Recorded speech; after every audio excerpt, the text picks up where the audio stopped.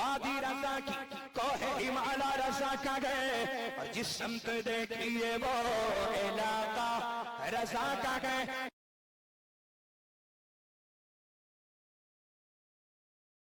بسم اللہ الرحمن الرحیم،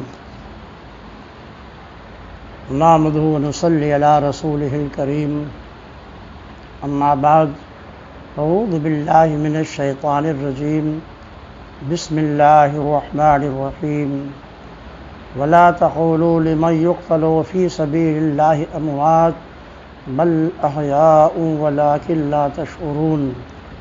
صدق اللہ العظیم، وبلغنا رسوله النبی الامین الکریم، ونحن على ذلك لمن الشاہدین والشاکرین، والحمد للہ رب العالمین۔ معزز سامعین، نوجوان دوستوں، عزیز بچوں، معزز ماں و بہنوں، جامعہ دارالسلام میں ذکر شہدائے کربلا کی یہ 5ویں نشست ہے۔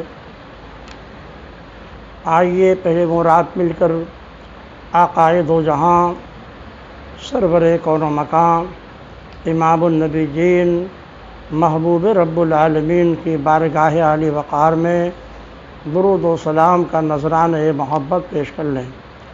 اللہم صلی علی سیدنا و نبینا مولانا محمد کما تحب ترضا بان تصلی علیہ صلاۃ و سلام علیک یا رسول اللہ صلی اللہ تعالی علیہ وسلم۔ معزز سامعین، یہاں تک گفتگو مکمل ہو چکی تھی کہ حضرت سیدنا مسلم نے جب مسجد میں سلام پھیرا تو جو 30 مقتدی تھے وہ بھی جا چکے تھے، اور اس طرح آپ تنہا مسجد سے نکل پڑے اور ایک طرف چل دیے۔ حضرت مسلم نے اس وقت جب وہ ہانی کا انتقام لینے کی غرض سے دارالعمارت کی طرف بڑھ رہے اپنے دونوں بچوں بڑھ رہے تھے تو اپنے دونوں بچوں محمد ابراہیم کو قاضی الشریع کے مکان پر روانہ کر دیا تھا۔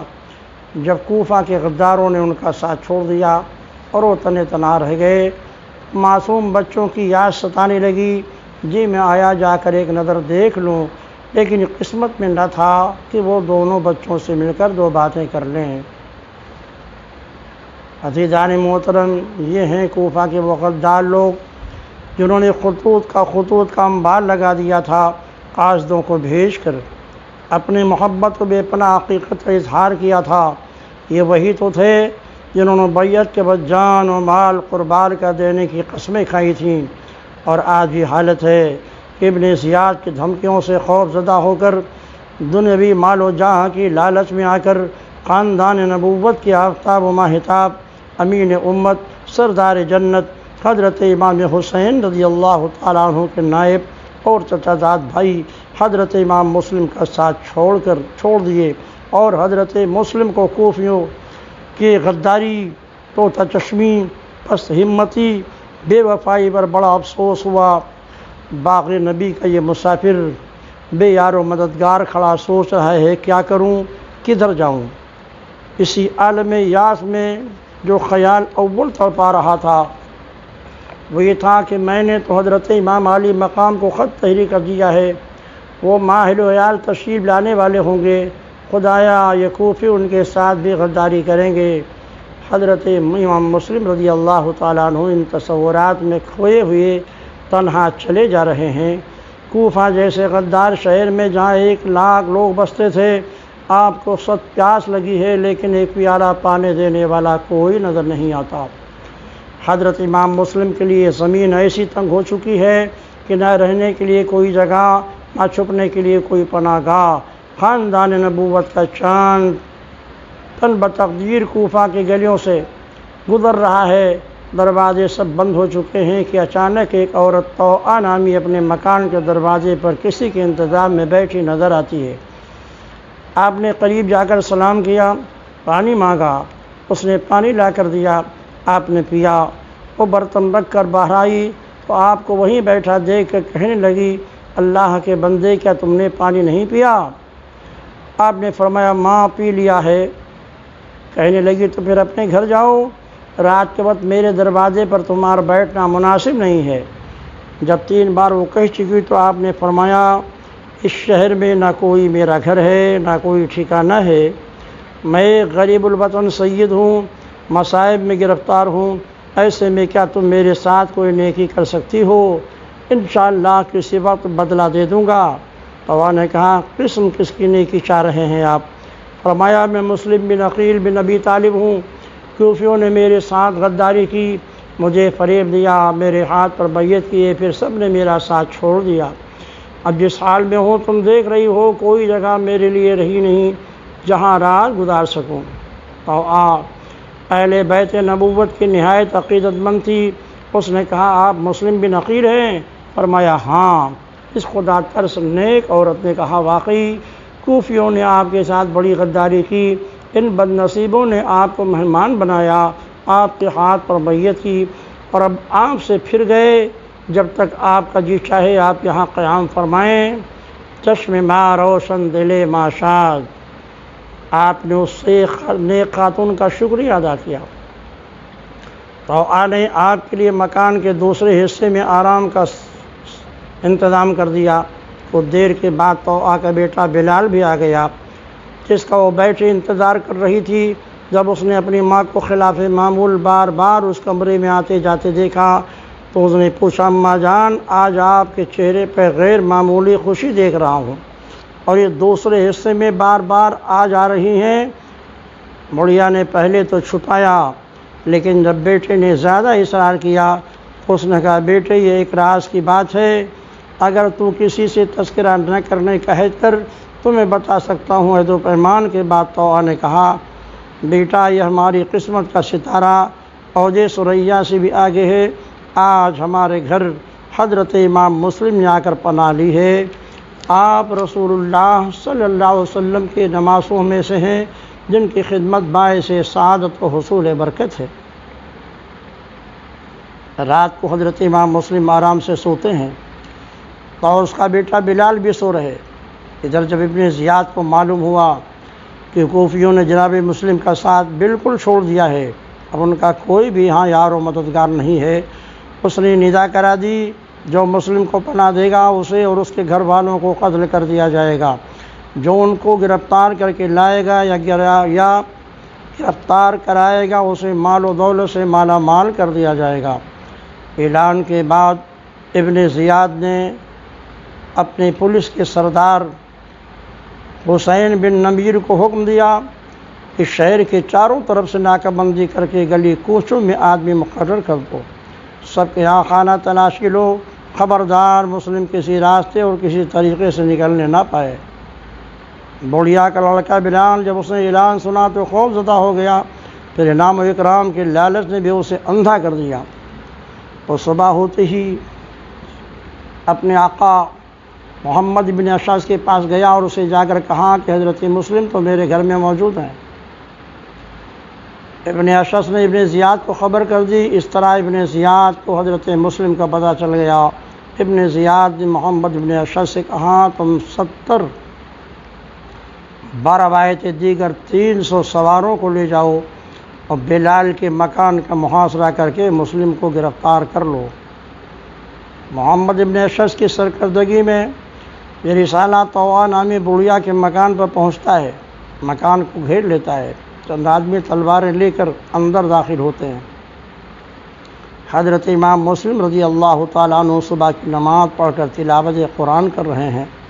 ابن زیاد کے سپاہیوں کے آنے کی آہٹ معلوم ہوئی، آپ نے تلوار سنبھال لی اور ایک ہی للکار میں دشمنوں کو باہر تک بھگا دیا۔ اس وقت بلال کو شرپسند تھا، خفت مٹانے کے لیے کہا امی جان ابن زیاد کو کس نے اطلاع کر دی تھی کہ حضرت مسلم میرے گھر میں موجود ہیں؟ بوڑھیا نے غصہ سے کانپتے ہوئے کہا وہ ظالم یہ اطلاع تو نے دی ہے۔ ابن زیاد کے لشکریوں نے پھر اندر گھسنے کی کوشش کی، لیکن اس عرصہ میں حضرت امام مسلم مکان سے باہر آ چکے تھے۔ ادھر دشمنان اہل بیت کا دستہ کھڑا تھا۔ محمد ابن اشعث نے اپنے سپاہیوں کا دل بڑھایا، ہاں بہادرو مسلم آ گئے، کمندیں ڈال کر انہیں گرفتار کر لو اور وہ بار بار غیرت دلا رہا ہے، لیکن کسی کی کوئی ہمت نہیں پڑتی کہ وہ آگے بڑھے۔ حضرت مسلم نے فرمایا، او دغاباز کوفیو، میں حضرت محمد مصطفیٰ صلی اللہ تعالیٰ علیہ وسلم کا نواسا حضرت حسین کا چچا زاد بھائی مصر بن عقیل بن ابی طالب ہوں۔ نادانوں تمہیں لوگوں نے میرے ہاتھ پر بیعت کی اور آج مجھ سے ہی لڑنے پر آمادہ ہو۔ کیا تمہاری غیرت و حمیت بالکل مردہ ہو چکی ہے؟ اچھی طرح سن لو، مجھ سے لڑ کر اپنی عاقبت خراب نہ کرو۔ لیکن بے وفا کوفیوں پر کوئی اثر نہ ہوا، بلکہ محمد بن شس نے کہا، یہ کوفہ میں فتنہ پھیلانے آئے ہیں، ان کا وجود خطرناک ہے، فوراً ان پر حملہ کر دو۔ سوار جب حضرت مسلم کی طرف لپکے، آپ نے فرمایا، میں نے قطع حجت کر لی ہے، اب جس کو اپنی موت پیاری ہو وہ میرے سامنے آئے اور جہنم کا مائے حمیم پیے۔ یہ میرے ہاتھ میں تلوار نہیں بلکہ اللہ کا قہر و غضب ہے۔ دیکھو تو یہ ہے کون سی جرار کی تلوار، اس شیر کے قبضے میں ہے کرار کی تلوار۔ دریا نے بھی دیکھی نہیں اس دھار کی تلوار، بجلی کی تو بجلی ہے تلوار کی تلوار۔ قہر و غضب اللہ کا ہے، کاٹ نہیں ہے، کہتے ہیں اس موت کا گھر گھاٹ نہیں ہے۔ اس تیغ نے چلنے میں عجب ناز دکھائے، کٹ کٹ گئی بجلی بھی وہ انداز دکھائے۔ منہ کیا تھا کہ جرأت کا کوئی جانباز دکھائے، شمشیر ید اللہ کے اعجاز دکھائے۔ مارا جسے دو ٹکڑے وہ مردہ، وہ مردے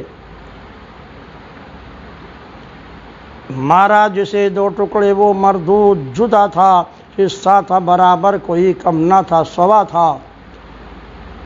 اب میان سے تلوار جب ڈھنگ سے نکلی، غل تھا کہ گلے فتح کی بو رنگ سے نکلی۔ لینے کے لیے جان سپے جنگ سے نکلی، وہ سر پہ سواروں کے گری تنگ سے نکلی۔ ہٹ ہٹ کے صدا موت نے دی فوج ستم کو، اب خیر نہیں چلیے میرے ساتھ عدم کو۔ حقیقت ہے کہ حضرت مسلم رضی اللہ تعالیٰ عنہ نہایت جوش و خروش کے ساتھ دشمن کڈر کا مقابلہ کر رہے تھے۔ آپ کی شمشیر خاردار جس دشمن پر پڑ گئی، سر سے ناپ تک دو ٹکڑے کر گئی۔ کوفیوں نے سمجھا تھا کہ تنے تنہا ہے، گرفتار کر لینا ایک معمولی سی بات ہے، مگر انہیں جلد ہی معلوم ہو گیا کہ حضرت مسلم کا مقابلہ آسان نہیں، کیونکہ ان کے رگوں میں خاندان رسالت کا خون موجے لے رہا ہے۔ علی مرتضیٰ کی ہمت، حسن مجتبیٰ کی جرأت، گویا حضرت مسلم کے تلوار میں کوفیوں کو موت کے بھیانک چہرہ نظر آ رہا تھا۔ ان کے بہت سے آدمی مارے گئے، بہت تیرے زخمی ہوئے کہ اچانک بکیر بن حمران احمری نے آپ کے چہرے پر ایسا وار کیا کہ اوپر اور نیچے کا ہونٹ کٹ گیا، سامنے کے دو دانت ٹوٹ گئے۔ حضرت مسلم نے اس کے سر پر ایسی تلوار ماری کہ اس کا سر پھٹ گیا، دوسرا اور اس کے کندھے پر کیا کہ آپ کی تلوار اس کے ناپ تک اتر گئی۔ دشمنوں نے آپ پر پتھراؤ شروع کر دیا۔ ایک پتھر آپ کی پیشانی پر آ کر لگا، جس سے آپ کی پیشانی سے خون کی دھاریں بہہ نکلیں اور آپ اپنی پیشانی پکڑ کر بیٹھ گئے۔ اس حالت میں بھی سنگ دلوں کو رحم نہ آیا، آپ پر پتھر پھینکتے رہے۔ آپ کو پیاس بھی شدت کی محسوس ہو رہی تھی۔ آپ نے فرمایا، ہے کوئی جو اس زخمی مسافر کو پانی کا ایک گھونٹ پلا دے؟ نہ ہنجاروں نے شور مچایا، نہیں ایک قطرہ بھی پانی نہیں دیا جائے گا۔ لیکن ایک ضعیفہ نے جلدی سے ایک کٹورا پانی بھر کر پیش کیا۔ آپ نے پینا چاہا، لیکن آپ کی پیشانی اور ہونٹ کا خون جو بہہ رہا تھا اس سے پیالہ خون آلود ہو گیا۔ آپ نے وہ پانی پھینک دیا، دوبارہ پانی آیا، وہ بھی خون میں تبدیل ہوا۔ تیسری بار بھی جب پیالہ خون سے لبریز ہو گیا تو آپ نے ضعیفہ کا شکریہ ادا کیا اور فرمایا، اب انشاءاللہ حوض کوثر ہی پر چل کر کے پیاس بجھاؤں گا۔ آپ نے اس وقت قبلہ کے جانب منہ کر کے حضرت امام حسین کو یاد کیا، آنکھیں آنسوؤں سے جل تھل تھیں، دل مضطرب اور پریشان تھا۔ آپ نے کہا، اے جگر گوش رسول، اے نور دید بطول، آپ کو بھی اپنے بے کس اور بے بس مسلم کی خبر ہے؟ دغاباز کوفیوں نے میرے جسم کو پتھروں تلواروں سے مجروح کر دیا، اب آپ سے ملاقات کی امید نہ رہی۔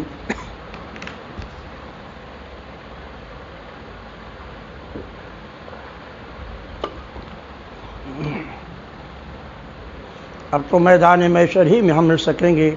کاش میں اڑ کے آپ کے پاس آتا اور آپ کو کوفہ آنے سے روک دیتا۔ محمد ابن اشعث نے جب آپ کی بہادری اور اپنے ساتھیوں کی کمزوری بزدلی دیکھی تو وہ ایک پرفریب چال چلا، آگے بڑھا اور کہنے لگا آپ تنہا کب تک مقابلہ کریں گے؟ اپنے آپ کو علاقے میں اندر آ لیے، آپ کے لیے امان ہے۔ آپ صرف ابن زیاد کے بعد تشریف لے چلیے تاکہ مصالحانہ گفتگو کے ذریعے معاملات طے ہو جائیں۔ ابن اشعث نے بھرپور یقین دہانی کرائی کہ نہ آپ کو فریب دیا جائے گا، نہ آپ کو قتل کیا جائے گا۔ یہ سارے لوگ آپ کے ہمدرد و محبان اہل بیت ہیں۔ حضرت مسلم رضی اللہ عنہ نے فرمایا کیا واقعی میرے لیے امان ہے؟ ابن اشعث اور اس کے ساتھیوں نے کہا ہاں ہاں آپ کے لیے امان ہے۔ مرض اسی حالت میں آپ کو ایک خچر پر سوار کیا گیا، آپ سے تلوار لے لی گئی، آپ بھی اپنی زندگی سے مایوس ہو گئے، آنکھوں سے آنسو چھلک پڑے۔ فرمایا پہلا دھوکہ ہے، اب امان کہاں، اب تو دھوکہ ہی کی امید ہے۔ عمر بن عبید اللہ نے تانا زنی کرتے ہوئے کہا روتے کیوں ہو؟ جو شخص حکومت و خلافت کا دعوے دار ہو، مخالفوں سے ٹکرا جائے، اس کو مصائب و علام سے گھبرانا نہیں چاہیے۔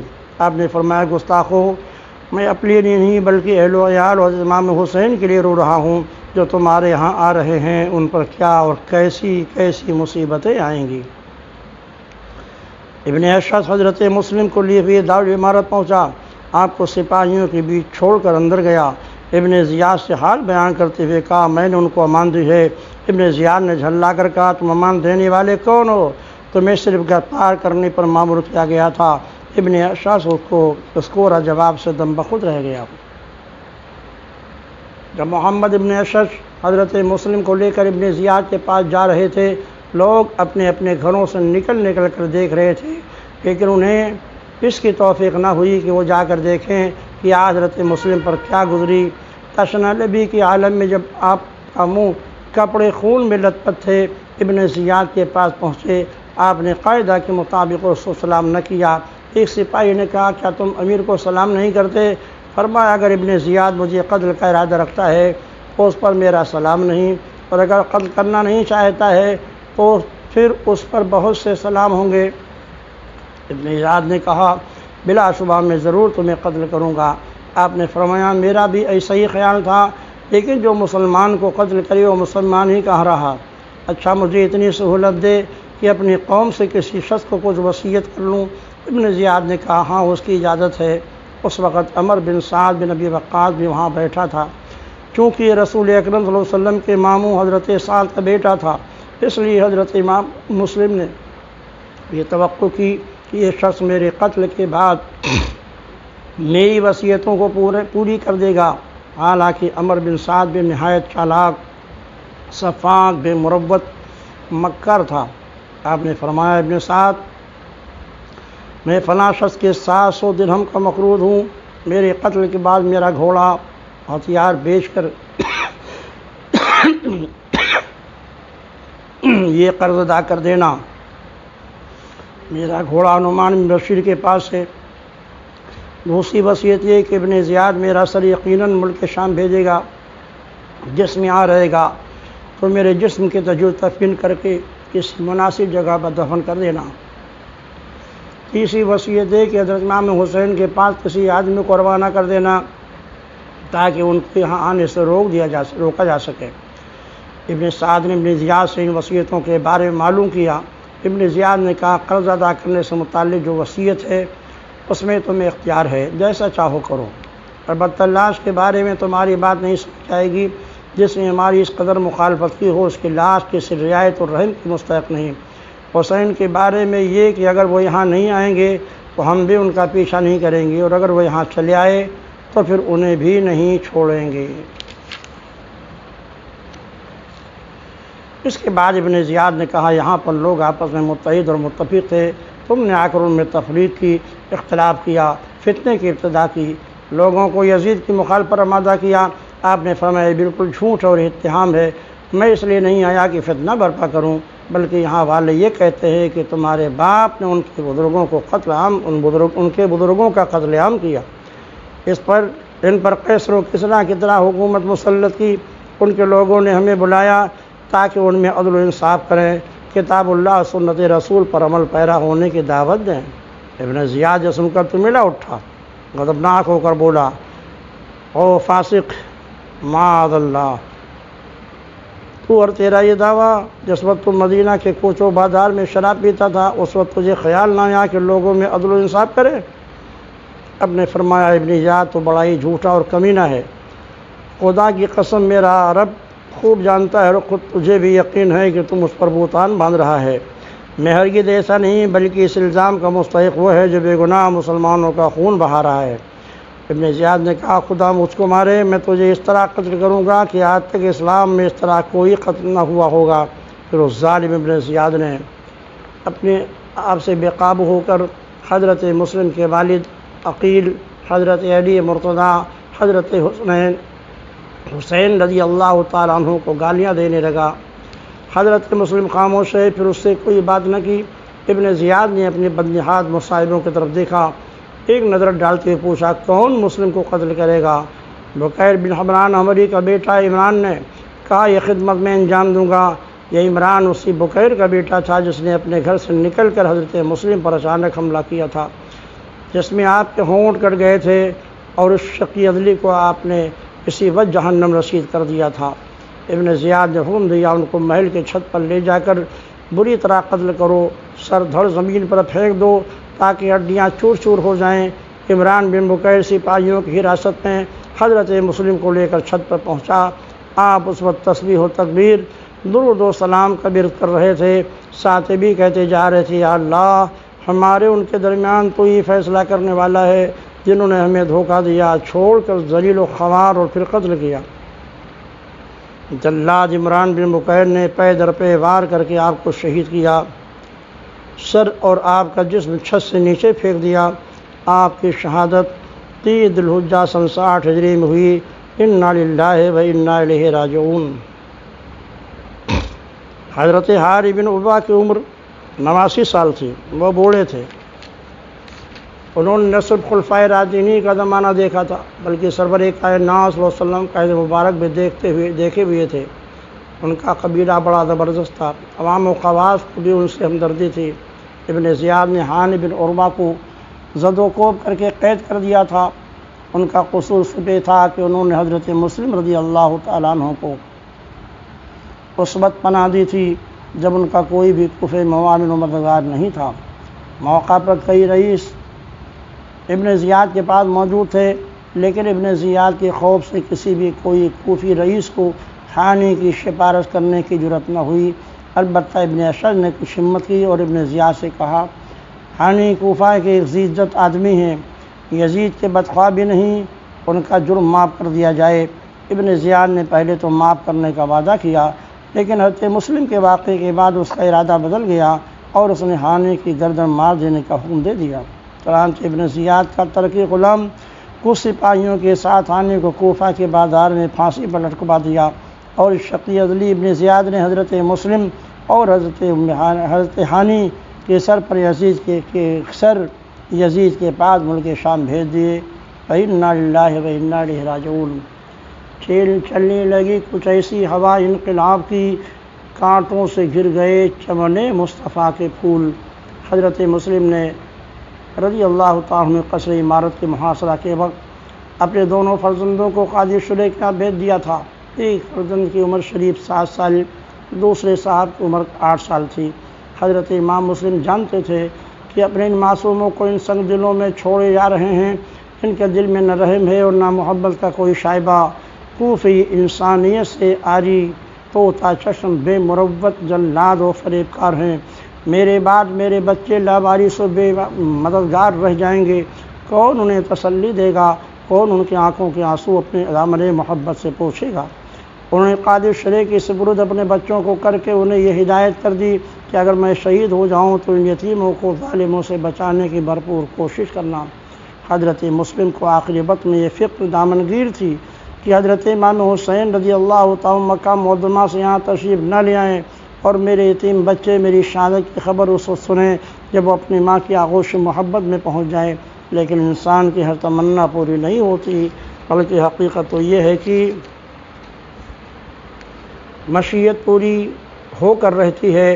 حضرت مسلم کو کیا خبر تھی کہ حضرت امام عالی مقام ضرور یہاں آئیں گے اور وہ واقعہ حائلہ رونما ہوں گے جو بحر و بر خشک و تر میں آگ لگا دیں گے۔ محبان اہل بیت کا کلیجہ ہل جائے گا، ان کے بچے آغوش ماں مادر کے بجائے دریائے فرات کے لہروں پر امت مصطفیٰ کی آبرو کا سفینہ چلا کر تا صبح قیامت ایک روشن مثال قائم کر جائیں گے۔ جب حضرت مسلم رضی اللہ تعالیٰ عنہ کے شہید ہو جانے کی خبر قاضی شریح کو ہوئی تو انہیں بے پناہ صدمہ ہوا۔ اب ان کی نظروں کے سامنے ان دونوں یتیم بچوں کی جانوں کا ایک اہم مسئلہ تھا۔ وہ کوشش کر رہے تھے کہ کسی طرح ان بچوں کو معلوم نہ ہو سکے کہ میرے باپ کا سایہ اڑ گیا اور ہم یتیم ہو گئے، کوفہ میں میرا کوئی وارث نہ رہا۔ قاضی صاحب نے بھی اسی کوشش میں تھے کہ ابن زیاد بندہار کی طرف سے اعلان کرایا گیا۔ معلوم ہوا ہے حضرت مسلم کے ساتھ ان کے 2 بچے بھی آئے تھے جو کوفہ میں چھپے ہوئے ہیں، جو انہیں پناہ دے گا برباد و تباہ کر دیا جائے گا، جو انہیں زندہ یا ان کا سر لائے گا وہ نوازا جائے گا۔ قاضی شریح نے بھی اس اعلان کو سنا۔ یہ بات تو انہوں نے گوارا نہ کی کہ معصوم کو ابن زیاد جیسے ظالم و سفاک کے حوالے کریں، بلکہ کافی غور و خوض کے بعد یہ تجویز سمجھ میں آئی کہ راتوں رات کسی قافلے کے ساتھ بچوں کو کوفہ سے مدینہ بھیج دیں۔ اس نے اتفاق اسی دن رات کے وقت ایک قافلہ مدینہ کی طرف جانے والا تھا۔ چنانچہ قاضی شریح نے میرے قافلے سے بات چیت کر لی کہ 2 یتیم بچوں کو اپنے ساتھ لیتے جاؤ، مجھے مدینہ طیبہ چھوڑ دینا۔ جب آفتاب غروب ہو گیا، چاروں طرف اندھیرا چھا گیا، تو قاضی شریح نے حضرت مسلم کے دونوں یتیم بچے جناب محمد اور ابراہیم کو رخصت کرنے کے لیے اپنے پاس بلایا۔ ان پر نظر پڑتے ہی قاضی شریح عبدیدہ ہو گئے، دل بے قابو ہو گیا، آنکھوں سے موسلادھار بارش ہونے لگی، دل سے ایک آہ نکلی اور بے قاب ہو کر انہوں نے دونوں بچوں کو گلے لگا لیا۔ باپ کی شہادت کے واقعے سے بچے اب تک بے خبر تھے۔ بڑے بھائی نے حیرانی کے عالم میں سوال کیا، آپ چشم پرنم کیوں ہیں؟ قاضی شریح نے برستی ہوئی آنکھوں اور لرزتے ہوئے ہونٹوں سے جواب دیا کہ چمتانی رسالت کے غنچو، تم پردیس میں یتیم ہو گئے، تمہارے باپ کو بے وفا کوفیوں نے شہید کر ڈالا۔ یہ خبر بجلی کی طرح بچوں کے دل پر گرتی ہے، غش کھا کر زمین پہ گر پڑتے ہیں۔ ہوش میں آئے تو دونوں نونہالوں نے اپنے دونوں ہاتھوں کو آسمان کی طرف دعا کے لیے بلند کیا، خدایا ہم سے کیا خطا ہوئی تھی، کیوں ہمارے پیارے باپ کو ہم سے جدا کر دیا گیا، خدایا ہمیں صبر دے، ہم سا بھی زمانے میں نہ ہوگا کوئی مجبور، جی کھول کے رو لے نہیں اتنا بھی تو مقدور، اس شہر میں ہیں جس میں نہیں رحم کا دستور، ماں دور پدر دور چچا دور وطن دور، غم یہ ہے کہ سن چھوڑے ہیں اور رنج بڑے ہیں، ہم بابا کے مرنے سے تباہی میں پڑے ہیں۔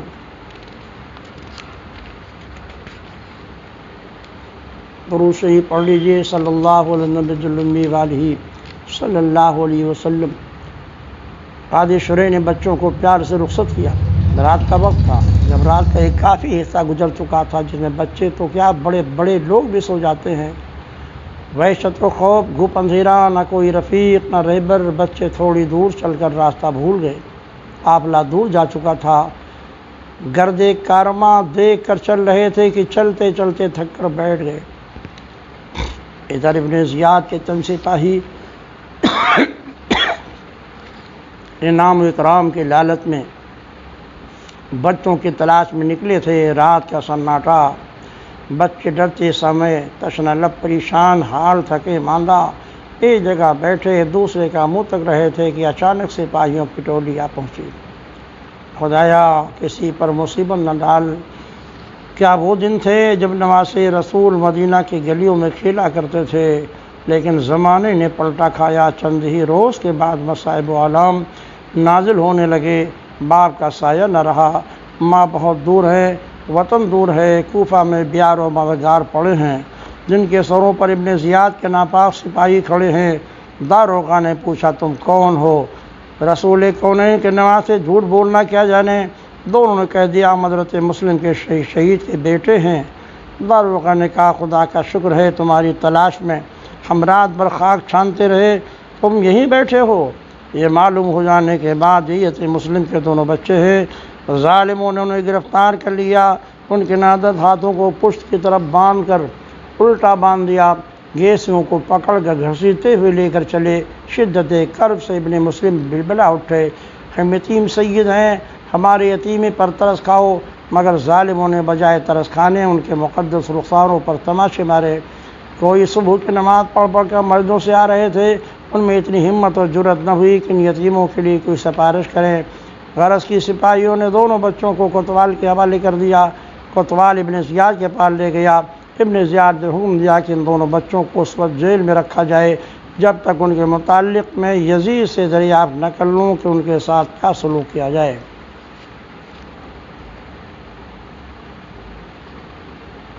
दारोग़े जेल मशकून नामी शरीफ़ुन्नस इंसान मुहिब्ब अहले बैत था। उसने यतीम सैयदों की मज़लूमी और बेकसी का हाल देखा तो उसके दिल में बेपनाह हमदर्दी पैदा हो गई। उसके जज्बे ईमान में एक जोश पैदा हो गया। उसने मुसम्मम इरादा कर लिया कि इनकी जान बचाने से ख्वाह मेरी जान चली जाए। चनांचे उसने रात के अंधेरे में चमने रसूल के गुंजों को जेल से निकाला, घर में लाकर खाना पानी दिया, शहर के बाहर लाकर अपनी अंगूठी बतौर निशानी देते हुए कासिया के रास्ते पर लगा दिया। ये रास्ता सीधा कासिया जाता है, जहाँ का कोतवाल मेरा अपना भाई है। उस तक पहुँच कर मेरी अंगूठी उसे दिखाना और अपना हालेदार सुनाना, वो तुम्हें बहिफाजत मदीना तैयबा पहुँचा देंगे। मशहूर जेलर एक नेक और रहमदिल इंसान था, मगर कूफा के कुछ हासिब बदबातिन लोग उससे जला करते थे। वो आए दिन उसकी कोशिश में थे कि किसी तरह मशहूर को किसी जुर्म में फांसा जाए। इत्तेफाक से इन हासदों को जल्द ही मौका मिल गया। जब ये खबर मिल गई कि मशहूर जेलर ने हज़रत मुस्लिम के दोनों बच्चों को रात के अंधेरे में छोड़ दिया, वो कहीं चले गए। इधर इब्ने ज़ियाद को भी इत्तला हो गई कि मशहूर ने दोनों बच्चों को रिहा कर दिया है। इब्ने ज़ियाद इस खबर से बौखला उठा। उसने फ़ौरन मशहूर को तलब किया। मशहूर समझ गए कि इब्ने मरजाना ज़ियाद का इरादा क्या है। उसने अपने अहल खाना से कहा मेरी ज़िंदगी के आखिरी चंद लम्हे हैं, मेरी दिली तमन्ना थी कि अहले बैत रसूल की खिदमत करते हुए मरूँ। खुदा ने आरज़ू पूरी कर दी। जनाब मशहूर ने पहले गुस्ल किया, उम्दा लिबास पहना, सर और दाढ़ी में खुशबू लगाया, नहायत सुकून और इत्मीनान और इस्तिक़लाल और अज़ीमत के साथ कूफा की दारुल इमारत की तरफ रवाना हो गए। इब्ने ज़ियाद के पास पहुँचे तो उसने गरजते हुए कहा मशहूर क्या ये खबर सही है कि तुमने मुस्लिम के बच्चों को रिहा कर दिया? तो ये कैसे इस अम्र की जुरत हुई? मशहूर ने जवाब दिया मैंने अल्लाह उसके रसूल की रज़ा और खुशनुदी के लिए यतीम बच्चों को आज़ाद कर दिया है। इब्ने ज़ियाद ने कहा तुझे उनको छोड़ देने से क्या हासिल हुआ? मशहूर ने जवाब दिया मुझे बेगुनाह बच्चों पर तरस आया, उनकी यतीमी देख कर मेरे जज्बे ईमानी में एक तलातुम बर्पा हो गया और उनको रिहा करने में मुझे शफात की उम्मीद है कि बरोज़ क़यामत रसूलुल्लाह सल्लल्लाहु अलैहि वसल्लम मेरी शफात ज़रूर फरमाएंगे और तू इस दौलत अबदी से अक्सर महरूम रहेगा। इस जवाब से इब्ने ज़ियाद बदनिहात बेकाबू हो गया, नख़ुवत व तकब्बुर में भरा, कहने लगा तुझे वो सज़ा दूँगा जो दुनिया याद रखेगी। मशहूर ने कहा तो अपनी फितरत से मजबूर है, आज मैं तेरे बस में हूँ, जो चाहे सदा दे, लेकिन कल मैदान महशर में तो खुदा के बस में होगा। याद रख मेरी हज़ार जानें भी हों तो इन सैयदों पर कुर्बान और फ़िदा हैं। इसी असना में जल्लाद खड़ा हुआ।